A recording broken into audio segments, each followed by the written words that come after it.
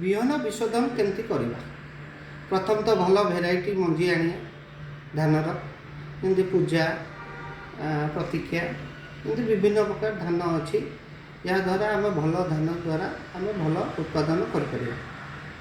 ପ୍ରଥମେ ତ ଆମେ ମଞ୍ଜିକି ଚାଷ କରିବା ଦିନଠୁ ଆମେ ତା ପୂର୍ବ ଦିନ 8ରୁ 12 ଘଣ୍ଟା ମଞ୍ଜିକି ବତୁରେଇ ଦେବା। ହାଲକା ମଞ୍ଜି, ଯେତିକି ମଞ୍ଜି ହାଲକା ମଞ୍ଜି ଉପରେ ଆସିବ ତାକୁ ବାହାର କରିଦେବା। ତା ସହିତ 8ରୁ 12 ଘଣ୍ଟା ତାକୁ ବତୁରେଇକି ରଖିବା। ତା ପରଦିନ ଯେତେବେଳେ ହଳ କରିବା, ଆମେ ଧାନ ଫିଲ୍ଡ ରେଡ଼ି ହେଇଥିବ, ତାକୁ ଛାଇରେ ଶୁକେଇ ଦେଇଥିବା। ଛାଇରେ ଶୁକେଇକି ଅଧଘଣ୍ଟା ପରେ ଆମେ କାର୍ବୋଡାଇଜିମ୍ ଗୋଳେଇକି ଆମେ ବିହନ ବିଶୋଧନ କରିପାରିବା। 2ରୁ 3 ଗ୍ରାମ କାର୍ବୋଡାଇଜିମ୍। ଆଉ ଭବିଷ୍ୟତରେ ବ୍ଲାଷ୍ଟ ରୋଗ ବି ହେବନି।